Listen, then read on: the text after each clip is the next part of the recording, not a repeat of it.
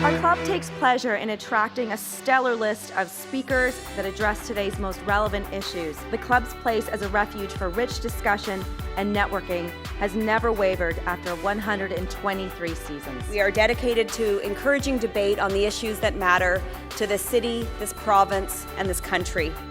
The Canadian Club is one of the most important podiums anywhere in the world that a Canadian can speak to, tell Canadians what it is that they think, develop those thoughts. And so I want to thank you for that very, very much. Please join me in thanking our esteemed panelists today. Through our programs and events, including our youth and young leaders programs, our diversity partnerships, our joint events, and our media and social media opportunities, we offer you access to dynamic political, social, and business figures from abroad and right here at home.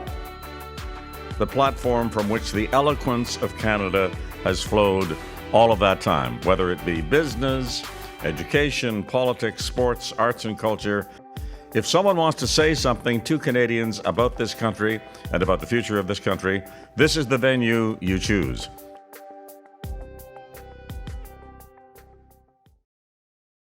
Hello, and thank you for joining us. My name is Jay Kirsch-Allen, and I'm a director of the Canadian Club of Toronto. My day job is running LinkedIn's North American Workforce Development engagements, and I am super excited to be hosting this panel on networking. People joke that when I joined LinkedIn, that I was jaked in because ever since I was a 12-year-old, I've been running around my parents' heels trying to network. And the group that surrounds me today, virtually, of course, are far, far superior to me in terms of their abilities in networking and also their careers to date. So I look forward to learning from them with you all. The pandemic has affected all facets of our lives, including where, how, and what we do for work. For those looking to change roles or industries, and for new grads, the move to virtual has created different challenges to securing new career opportunities. Today's panel will discuss how to successfully navigate this new landscape, how to stand out to employers, and ways to network virtually. Before we hear from our panelists, here's some information about how to participate with us. The click here to switch stream button helps if you find that your internet is slow. The video quality may decrease, but the audio quality should remain strong. Once you click the questions tab, you can enter your questions in the window and they will be sent to the moderator.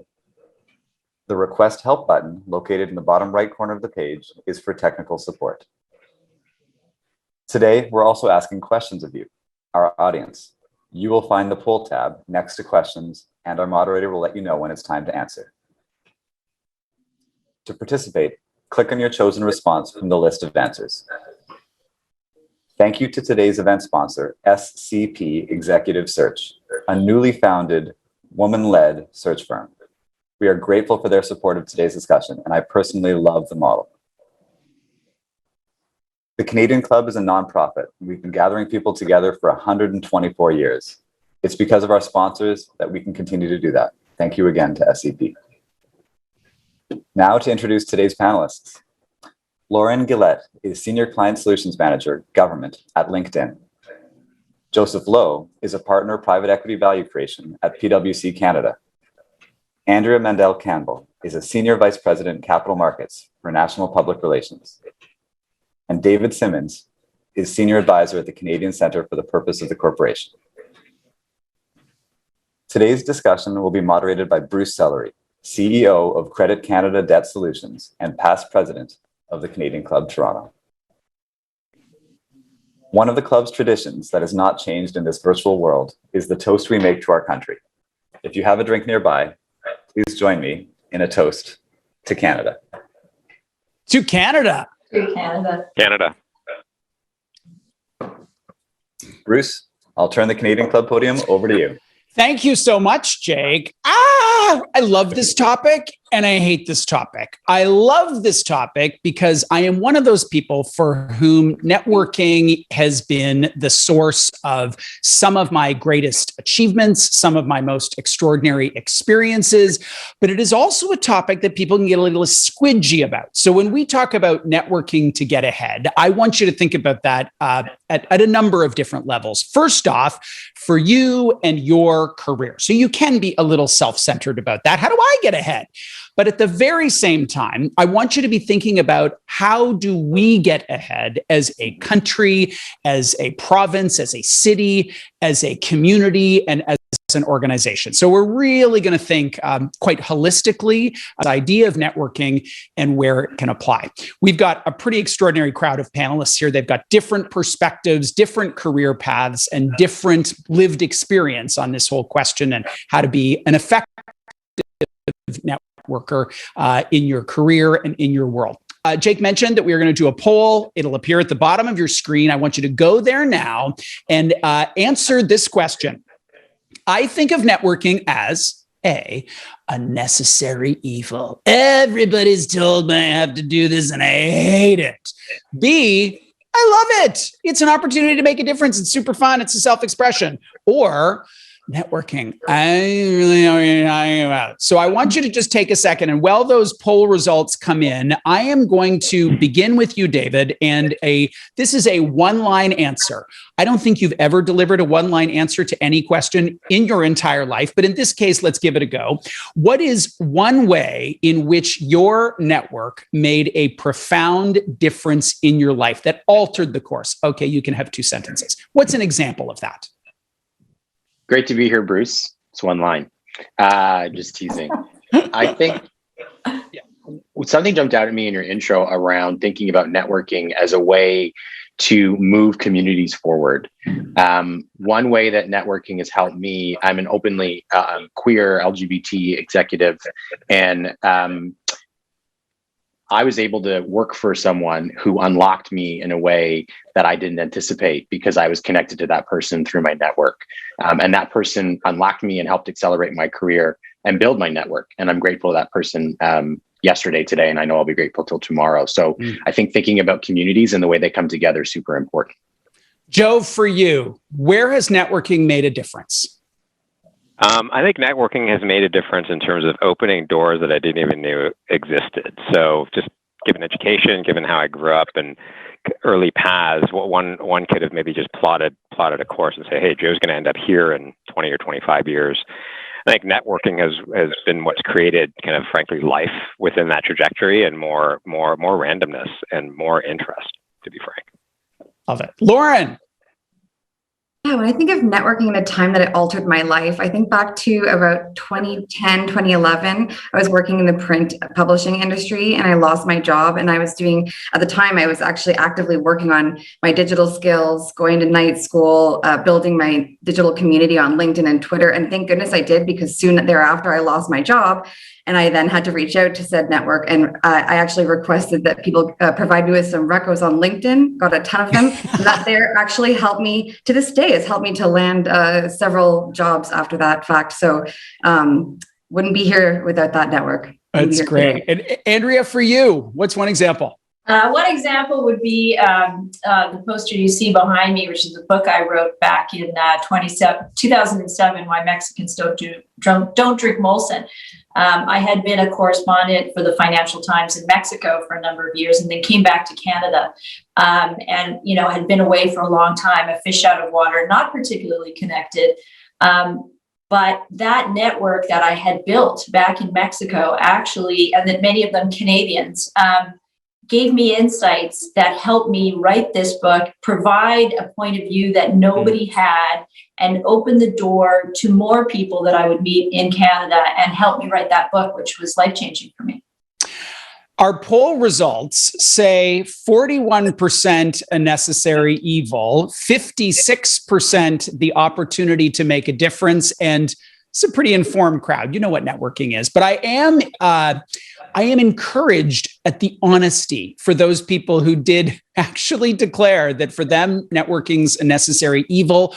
our hope is in our time together, we're going to reduce some of the evilness or some of the stress that is often associated with networking. So we can take that poll down.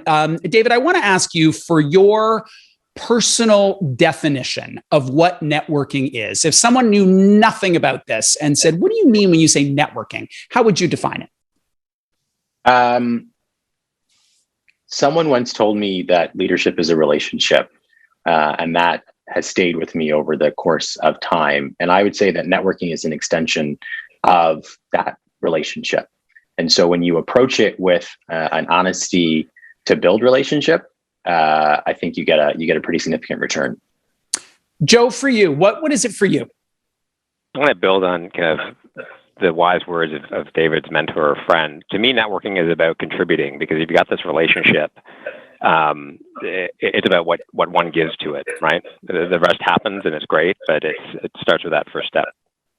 And Joe, you recently completed a job search. You were in full on networking mode. I mean, this is kind of who you are. You're forever networking, but you actually had a specific goal in mind to change roles. What did you notice about networking in a pandemic? So, I'll start with what didn't change. Lots has changed in everyone's lives with the pandemic, but what has not changed is the generosity of people with their time, energy, and kind of good thoughts, right? When you start with kind of those right, I'd say kind of early conceptions of what is networking. What has changed is how we go about doing it. Obviously, we're interacting in this form, not at the Royal York today because of what's going on in the world. And the magic in that is frankly the productivity that has created. So I think there's a balance here. We'll talk about quality, I think, later, but the ability to get what would have been a great networking day in the past, you can probably get done by 10 a.m. these days. So I think it's the balance of how do you maintain quality as velocity just goes up and to the right. There was also a bit of a cost savings for you, Joe, because I would have forced you to take me for lunch if this was the regular world. And look, you get to talk to anybody you want. You don't even have to buy them coffee. True that. There you go. Andrea, a longer term view, what would you say are some of the changes in how we network that we would not have done 20 years ago? Well, I think one of the things is we're probably pushed a little bit more to reach out to maybe set your sights a little higher in terms of who you might reach out to.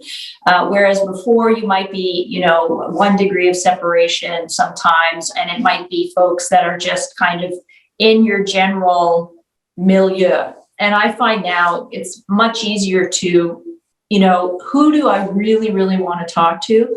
I'm going to reach out to that person. Even if I don't know them, and even if I don't have somebody who's going to introduce me, I'm going to go for it. And we're allowed, I think we're allowed to persist there. That's one piece of advice I would definitely give people, particularly in Canada.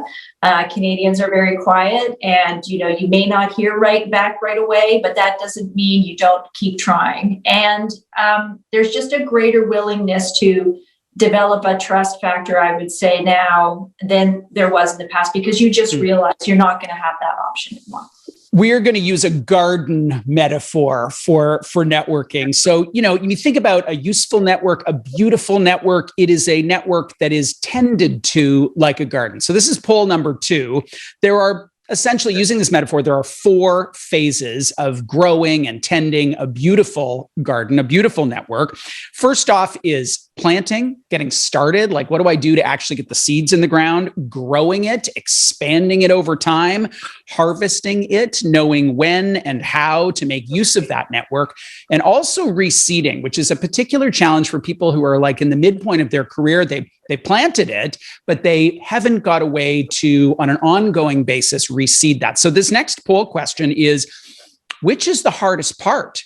And I know that we have people in all phases of their career, people who might even still be in school or who are really just trying to crack into that industry, people who are mid-career, who are looking for, as Andrea says, like that next thing, that next level, and people who might be at the tail end, who are looking for a different type of networking, for nonprofit board opportunities, for paid board membership. So I just want you to take a second to look at that poll. Ooh, it is active here. I'm going to pin it so I can read it.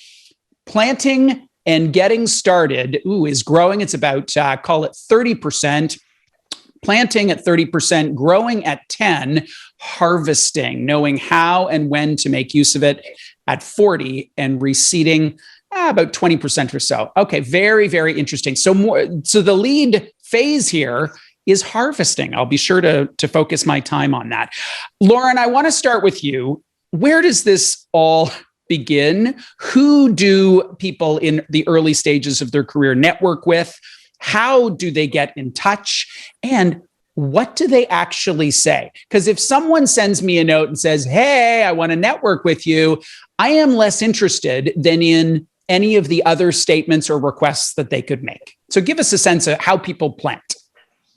Yeah, I talk about this a lot with students and people who are new in their career. The first step is just getting the basics right. So, have that LinkedIn profile, fill it out, have a photo. Like when you're reaching out to someone, you're way more likely to get a response if you have a photo. I can't remember the exact stat right now, but, get those basics. And then remember that, you don't necessarily have to have an active voice right away. You can start out by kind of just sitting and being a passive observer and a listener. Follow people in your industry, thought leaders, companies of interest. And then when you do reach out, be very clear about what it is that you're asking for. I actually don't often accept an invitation request from someone if I've never met them or been introduced. But the one exception is if they include a note in their request and they say, this is what I'm looking for. Do you have 5 minutes to talk about X, Y, and Z? I think if you're really specific about what it is that you need, you're way more likely for someone to actually respond to that. And then what would be some examples of requests you could make? And I ask because I think there's probably a spectrum of ones that are real, like I actually really could use this thing, and other requests which are a thinly veiled attempt for you to just get that person on the phone so they can give you a job. Yeah, I think if someone's reaching out specifically for a job and saying, I'm looking at this role at LinkedIn, I would love to talk to you as a company insider to find out more about the company in this role. That is really clear to me, and I understand whether that's a good use of my time. If someone just says, hi, I'd like to pick your brain, I'm not quite sure, about what. Is this a worthwhile use of my time? We're busy, we're all busy, so be very specific. Andrea, one cannot plant every vegetable and every flower in every part of one's garden. How do you determine which networks you actually want to focus on at the planting stage?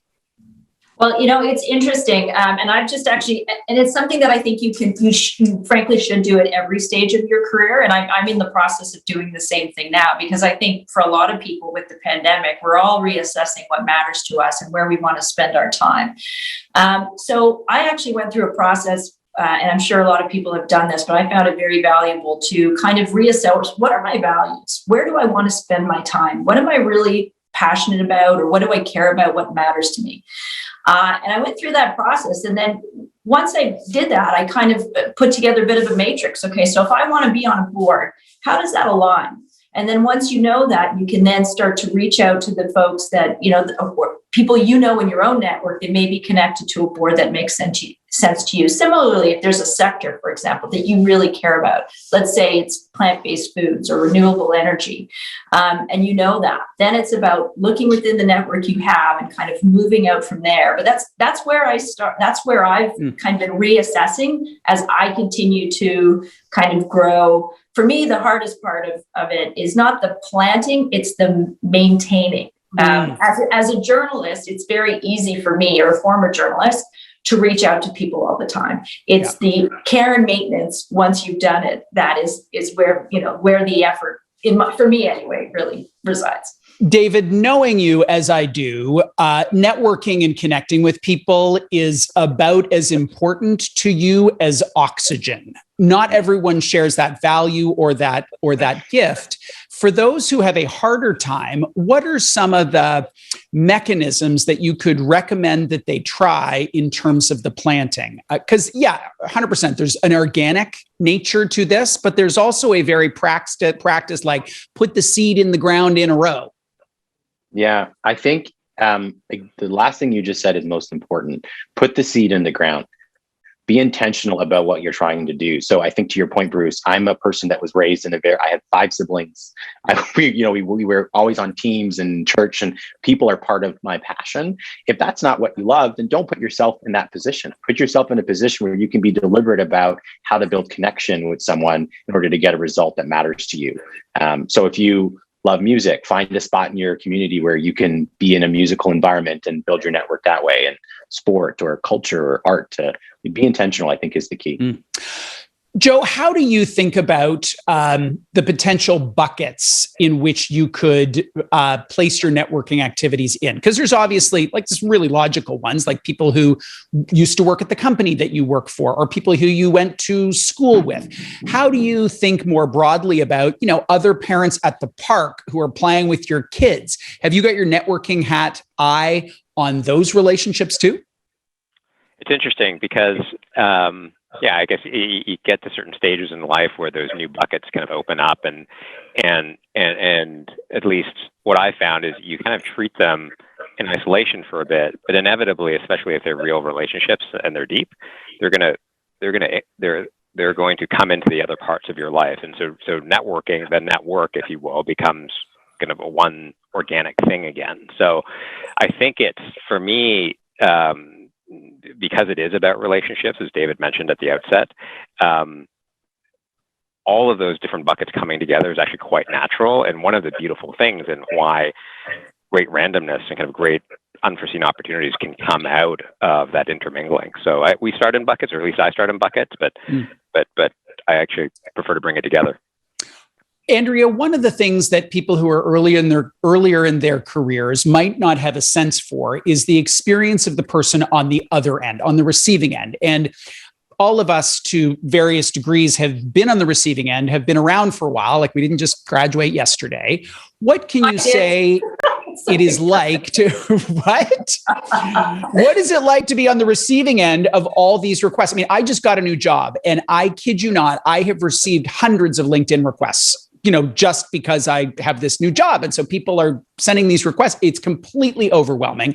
Yeah. What would you say about being on the receiving end that would provide insight for the person who's trying to plant that garden? Well, I think part of it, as we discussed, is to be a bit more specific and intentional. I'm the type of person, I do get a fair amount of LinkedIn requests. I know there's a general rule around, only accepting from the people you know. I would say if there's something there where there's an alignment, or you can see why that person would want to connect with you, then I accept it. If it's somebody who's trying to connect from an industry completely different from mine, in a different continent, I can tell, who may be searching for a wife.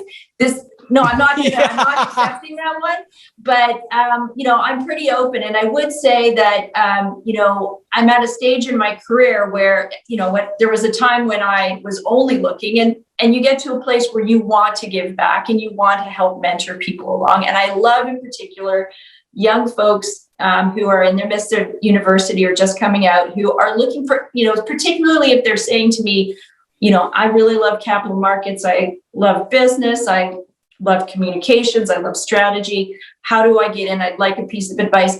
I can't do it all the time, but what I try to do, just like the habit of networking, and somebody very, very successful, one of Canada's, I would say, most successful business people told me this, which I thought was fascinating. He said, try and meet one new person every week. Make it a habit. Tiny habit that you have. And I would say it goes both ways. So try and make a little bit of time for, one person to give a little bit back. And that's kind of the way. I obviously can't answer everybody, but I do try my best. Lauren, I want to come to LinkedIn. We're going to move from plant to grow in a second. But before we do that, what are the LinkedIn ninjas doing on planting their network? So the best of the best, what are the top 3 practices that they employ to utilize that platform effectively without starving their garden of the water and the sun and the fertilizer that it needs to actually grow? Because there are some people who could say that they're really good on LinkedIn because they've assembled this massive collection of connections, but it's not going to be sustainable. Yeah, I would say number one, curate your experience, like the experience that you want, right? Because your newsfeed is a reflection of who you're following, who you're connected to. Yeah. So all of that makes a big difference in what you're going to see day to day in your feed and how valuable that will be for you. So curate, be active on the platform. So engage people in the conversation. It takes time to develop the confidence to do that. But I think a lot of people starting out, they have that imposter syndrome. Just do it. Perfection is the enemy of done, right? Or the enemy of good. Just start somewhere. If you have something to say, just share it or comment and provide feedback to other people who are, doing something interesting to you. Just get out there.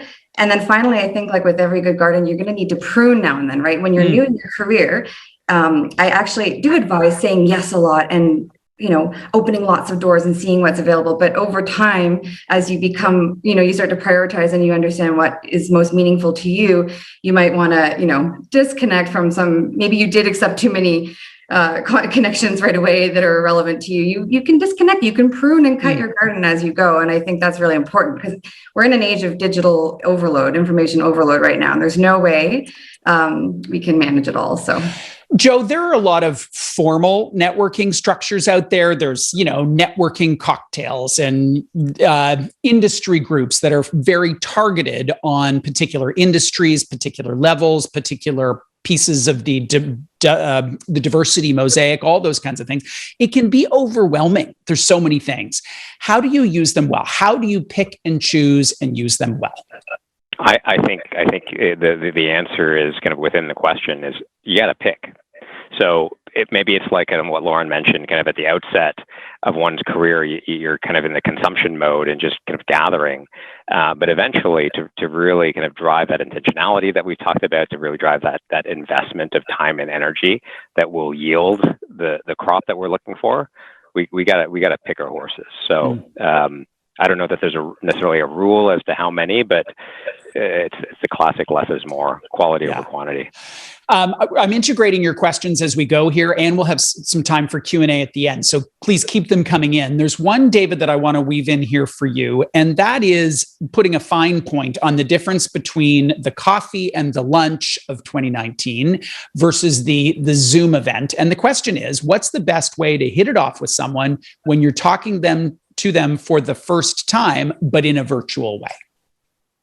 I don't think it's any different than in person. I think you have to do your research. You want to create connection with the person you're trying to build with, whether you're in business or politics or news, right? I think, Andrea, you would have had to do that as a reporter.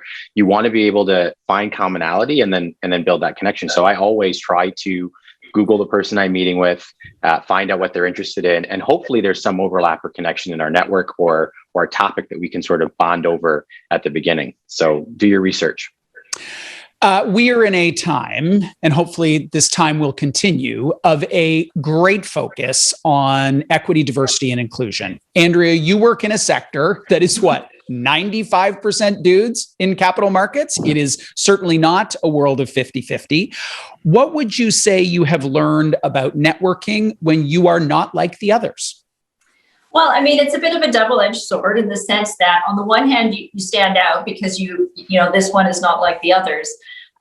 So that can be good and bad. On the one hand, candidly, there have been times where I've, stuck my hand up in a room and it's not until the guy next to me says, oh, that thing she said, then all of a sudden you get the buy-in.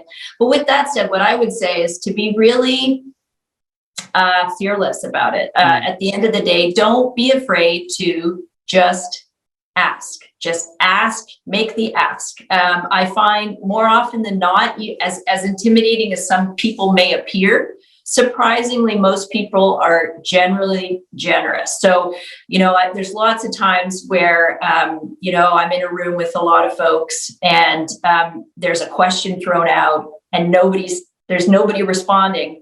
I might be the only woman there, but I'll be the first one to ask the question because there comes a point where you just have to kind of take the plunge. So what I would say is, yes, sometimes it can be challenging, intimidating, but just be fearless about it and do it. David, one of the things that you and I share is we have historically been the gay guy in the room, not the only woman in the room, but the gay guy in the room. And there are some people for whom this question of token or tokenism is an opportunity. For some, it's a real burden. What do you say to the people that you're mentoring on that question of being, especially in 2021, a very visible part of a diversity mosaic, that there is at least now a cultural move to move forward, to engage, to think differently? You know, we spend so much of our lives as LGBTQ2IA people hiding who we are and navigating how to fit in.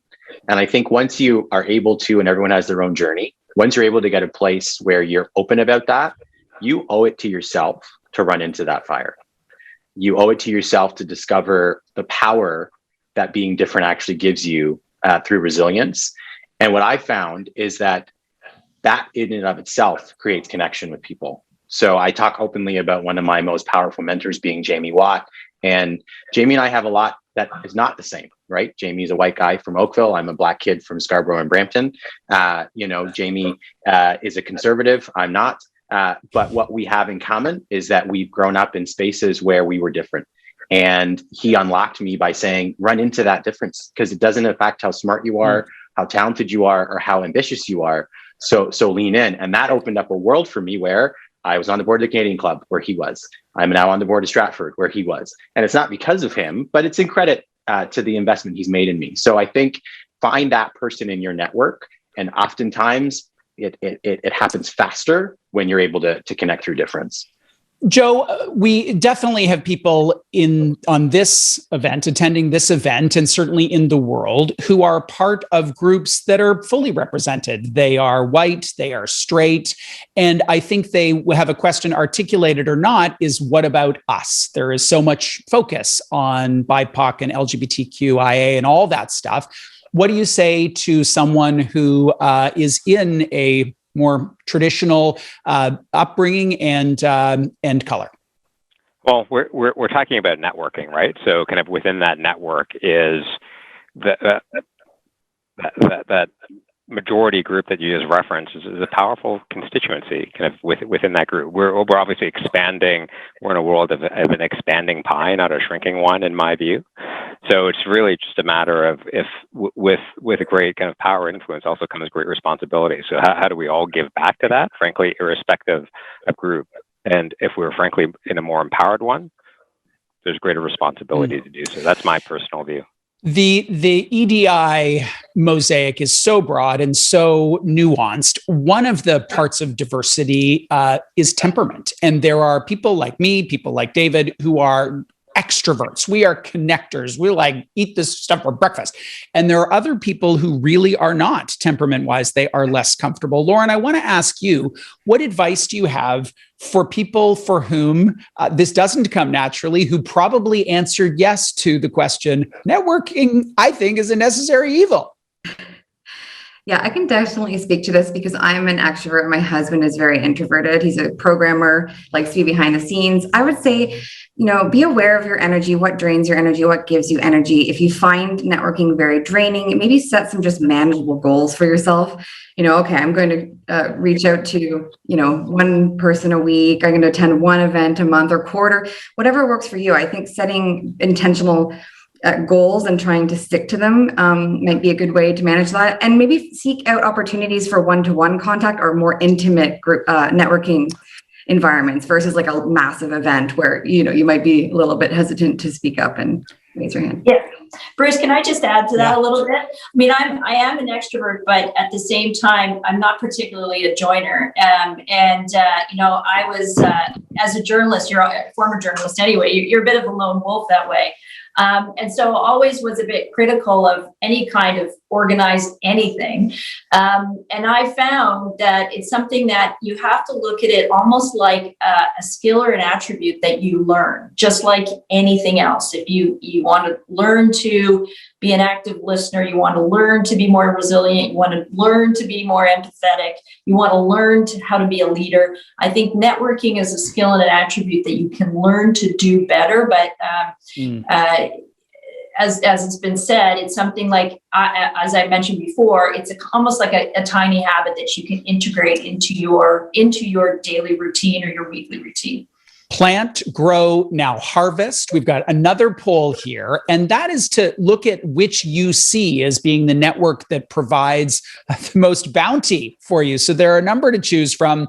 Alumni network, that may have been, where you went to school, a work network of former employers, extracurricular networks, like you played intramural ultimate frisbee, and that was the relationship that got you what you wanted. Formal industry networks can be really important for some people. And then informal ones, that's kind of the grab bag of people who you met at a backyard barbecue at one point. So just take a second to look at those polls. And I want to turn to Joe with this next question, and that is, how do you know if it's time to harvest? Because we've done the planting, we've done the growing, and there are some relationships in which we can make a more significant ask, and some in which we can't yet, because it's going to be experienced by the other person as that we are a taker. What's the advice you would have on that question? Gee, that's tough. It's one of those answers you just kind of know.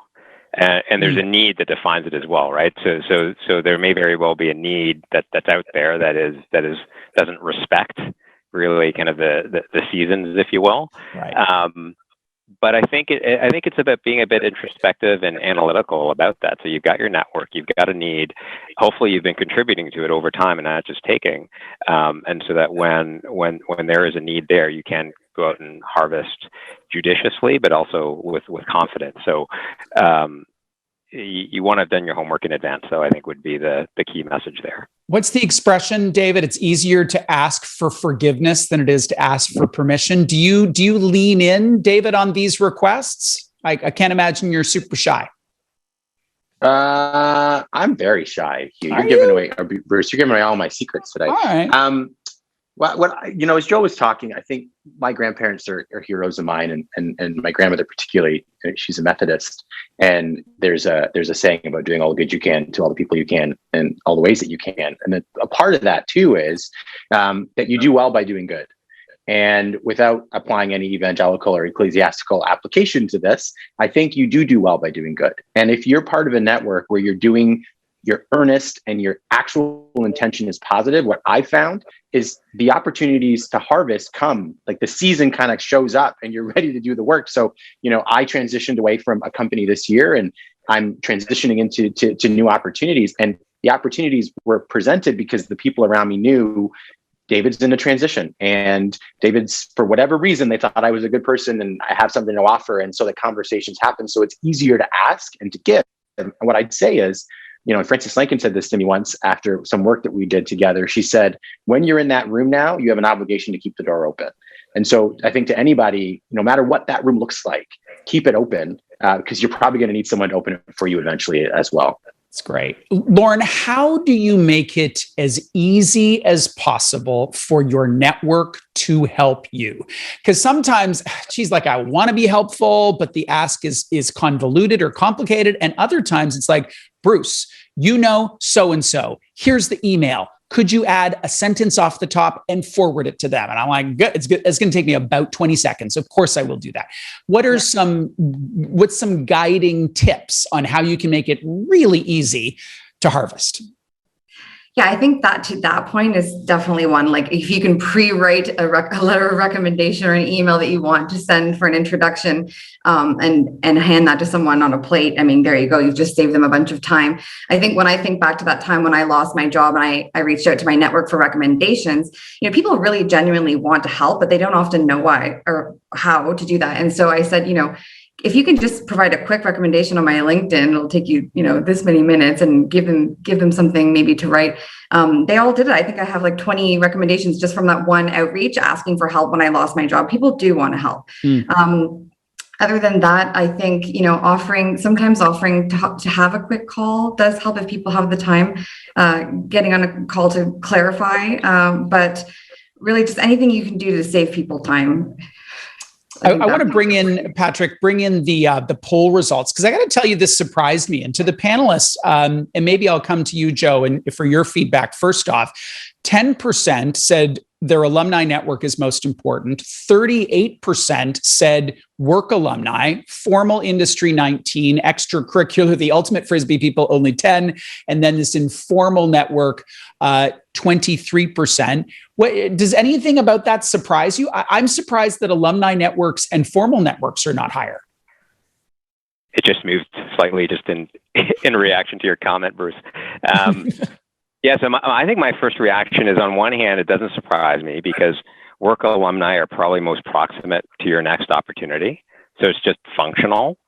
I think what it's telling me a little bit, though, is maybe there's a time horizon question here, because I'd argue that some of these other networks are longer plays and are more inclusive of one's kind of broader life. And so it's just about time horizon and goal, I think. So if I don't remember how you posed the question specifically, but if it's about getting a job, the next job next week, maybe this makes sense. If it's a little bit broader than that and it's more career oriented or more kind of around the arc of, frankly, life, then I think we should encourage these other networks more. Andrea, further to that question about the objective of the outreach to your network, what do you go to your network for when you're not in job search mode? How do you harvest that in ways when it's not about a business development thing or a job search thing? What do you go and ask who give you an egg? Cup of milk? No, sometimes it's really just about now. It's around if I come across something that I think would be, I'd say it's more of a giving thing, frankly. How can I help this person? I've had an interesting meeting with someone, and actually that is a good connection for someone else. So I will often try and connect dots. I spend, I think, a lot of time trying to connect dots that are beneficial for two different parties, let's say, and I can help do that. So I would say that's kind of a way that I use it now. And I think the other way to think about, think about how we're thinking about networking, somebody said this to me the other day, which I thought was really interesting, is to think about when you're thinking about your network and think about who is a mentor, who would you use as a mentor, and who would you use as a sponsor? And they're different people. So somebody, if you think you want to reach out to someone, but you're not sure how, you use your mentor to ask the question, how would you approach this person? The sponsor is somebody who's going to do the introducing for you when there's someone you actually want to talk to. So I would just say that there's a few different ways to slice and dice how you think about people. Bruce, if I can. Yeah. Go ahead, David. Sorry, just Andrea's distinction between mentor and sponsor is extremely important. And I don't think I realized it until I was mid-cycle in sort of my growth trajectory. A sponsor, to Andrea's point, is going to speak up for you and invest in a way that a mentor probably shouldn't, right? So when you think about your network, I would say, and I do brand and comms as a profession, you want to run into your differentiated capability. So whatever network is where you stand out the most, it's probably the network where you're going to have a sponsor, right? So I think about Western, which is one of Canada's preeminent universities. Joe and I share that network. So everyone should just go on and register to alumniwestern.ca. That space for me has been a differentiated community. Like I have had experiences where people around that institution can say, David's special for this reason. So I lean on sponsors in that community. So find your Western or come to us and then have sponsors who can speak out and speak up for you. Plant, grow, harvest, reseed, as in seed it again and again. I want to ask you, Lauren, what's your process? Do you have like a part of LinkedIn that has a CRM that will prompt you to do things? I'm pretty old school. I have an Excel spreadsheet and it sorts my network through different buckets and communities. And probably once a quarter, I go through that and look and see, I haven't talked to that person in a while, and I'll have it on my radar to call them because I'm, old school. And often I'll leave a chatty voicemail. Maybe I'll sing in my terrible way, but I will have a process, a practice. What are some things that you do to reseed? You don't have to sing, though I bet you can sing better than I can.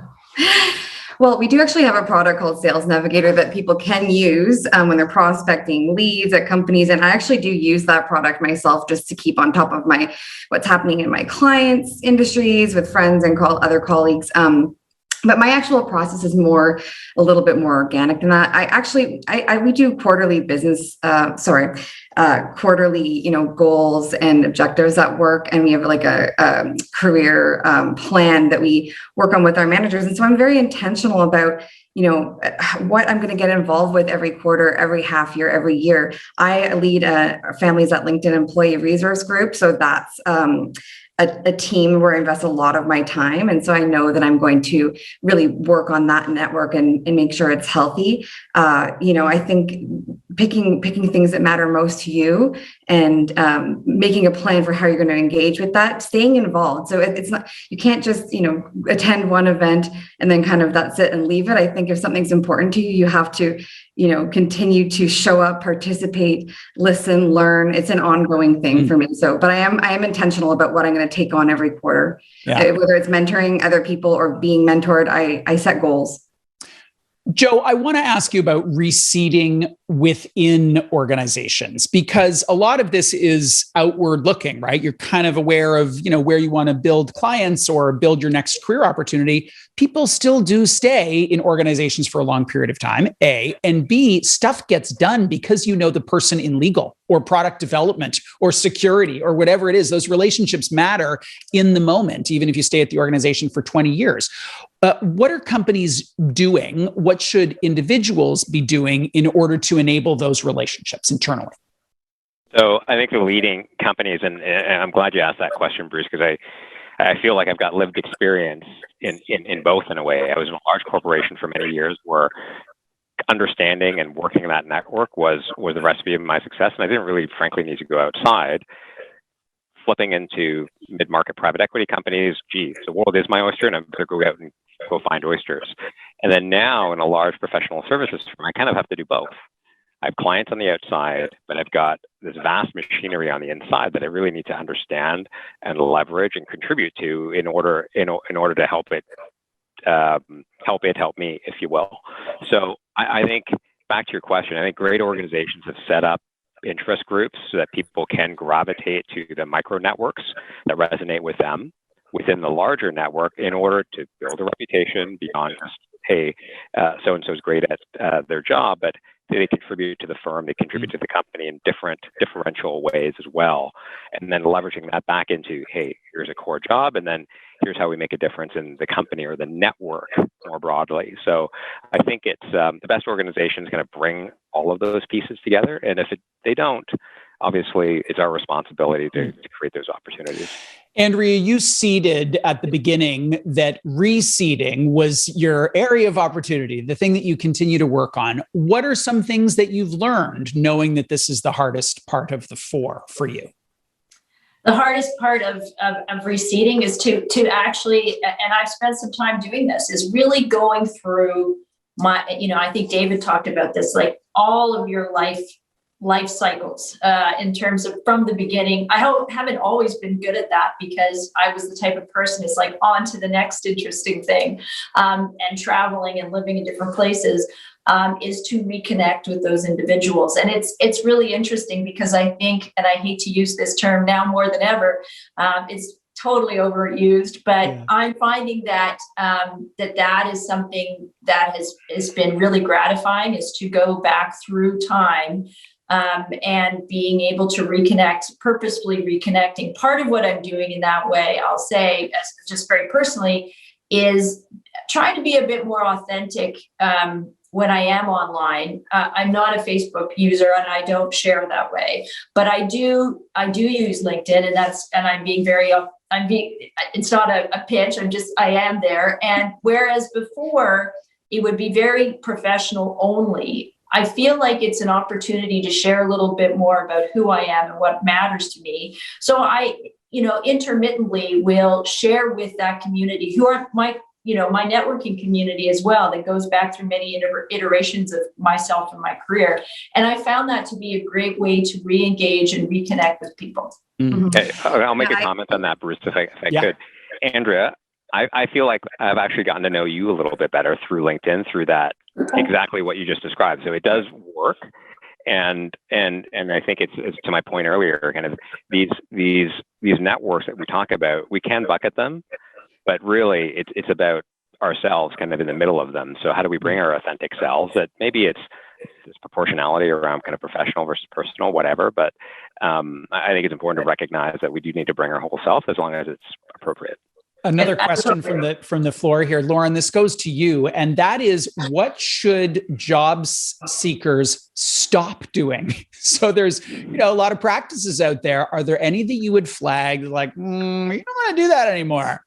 Yeah, I think the number one mistake I see on LinkedIn is people treating it as, a traditional resume where it's just like, a dump, almost like they took the resume and pasted it online with bullet points. And, think of it, or writing in the third person, write in the first person, tell a story about yourself, try to keep it concise, but yeah, don't treat it just as a digital resume. Put a little bit more thought into it. And then I think that is really the number one. I see people do wrong. David, this one's for you. Networking is particularly hard for newcomers, says the question asker here, and especially those who experience a language barrier. What's advice you have for those job seekers? Because, man, it's people who've lived in Canada their whole life have networks that are just connected to the fact that they've been here for decades. Newcomers don't have that, and they may not speak English perfectly. Yeah. I don't have that particular lived experience, so I don't want to project advice, but what I've experienced, and I think it may be helpful, is to run into the opportunities to get the support you need to do that networking. So, I was involved with what Civic Action is the name of it now. When I was involved with it, it was called the City Summit Alliance. There were programs and initiatives that were deliberately out there to help newcomers connect and build their networks. And sometimes we don't want to put our hands up and we don't want to be identified in that way. I would say in this space, you should, because there's so much return that happens when you're able to do that. And I think the same is true. Bruce, you mentioned LGBT people. The same was true for me with Out on Bay Street, or, the same was true for me, joining the Black Students Alliance at Western. So I think you want to be able to put your hand up, be counted, and then count on that network to help you, because people do want to help. We're going to wrap up and Andrea, go ahead. Very quickly, where I found it, because that's something that is extremely challenging. And I remember when I wrote my book and actually reaching out to new Canadian communities, and they're like, "You want to talk to us?" Nobody ever asks us. But what I found, like when I went into politics, that was a great way for new Canadians, for example, to begin to make those connections. What I learned and was surprised to learn as a fourth generation Canadian, that a lot of the networks, let's say in Toronto, are politically connected. It's like, which party did you campaign with? Which party are you volunteering with? And a lot of the folks that ended up volunteering when I ran were new Canadians. And it was a great way for them to connect with their local communities and make connections into the organizations and communities that later help them. So I would say politics is one interesting way for people to get involved. We are going to wrap things up. We have a feature on our profile where you can record the pronunciation of your name. That is actually a really cool feature that people should use. It's right on your profile. I had no idea. That's genius. Celery like the vegetable. Just like the vegetable.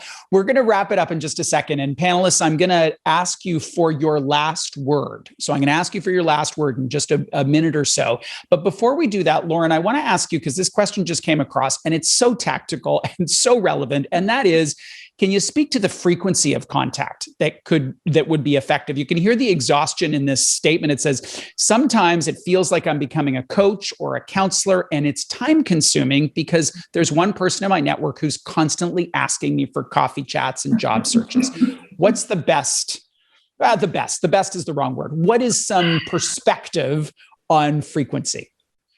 That's really tough. I have the same challenge. And to be honest, I think it's really just about setting boundaries, the necessity of saying no sometimes. Let them know what you're willing to do. If it's once a month, then stick to that. If it's once a quarter, then let them know. And if that's not enough for them, maybe you can recommend someone else that can also contribute to the coaching and mentoring, because we only have so many hours in the day. Many of us have families and other responsibilities. So just set boundaries, set clear boundaries. Yeah. We have talked about so many things, Joe. I'm going to come to you. We've talked about the plant, the grow, the harvest, the reseed. Is there one thing that you would say either that hasn't yet been said, or that you would want to put a real punctuation on and leave people with a call to action? What is your last word? I'm going to start with Joe. Lauren, I'm going to go to you second.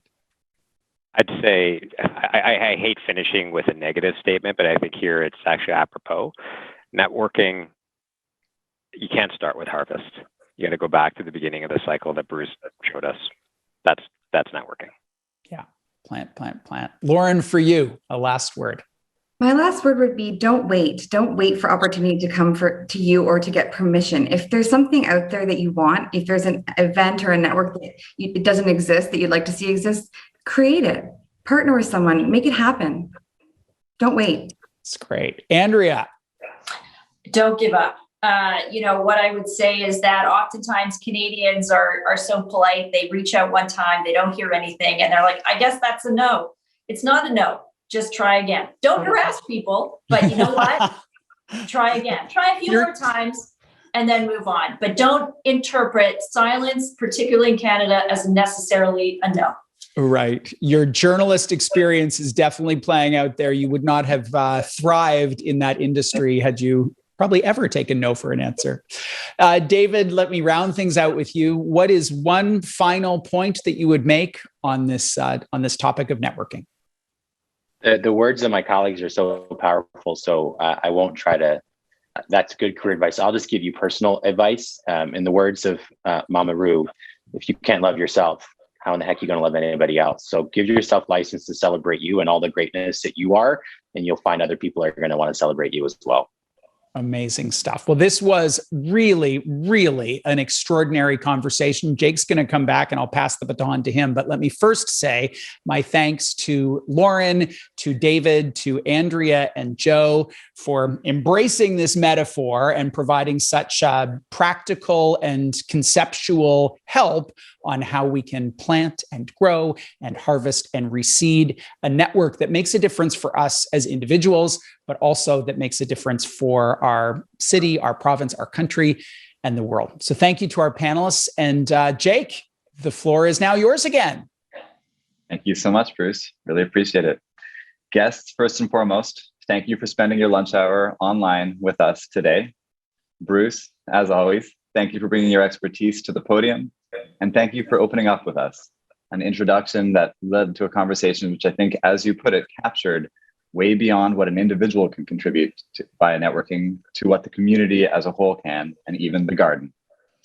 Lauren, Joe, Andrea, David, we appreciated your wisdom, your insights on building networking, on building your networks, on making meaningful connections in this new virtual world. Thank you also for your openness about your personal and your work experiences. I appreciated your insights on how networking authentically helped your lives at home and at work, and even the appropriate ways to bring these together. Everyone echoed that networking was about giving as much as it was about growing or connecting. And everyone talked about how methodical, thoughtful, tactful, and meaningful they were about it, and that that's what leads to success. Thank you again to SCP Executive Search for sponsoring today's event. Our events would not be possible without our sponsors. So again, thank you, SCP, for sponsoring, and thank you again for your continued generosity. Thanks to our AV supplier, Van Valkenburg Communications and LiveMeeting.ca for making it possible for us to come together virtually today. Guests, thank you for joining us. Good luck with your networking, and please stay healthy and safe.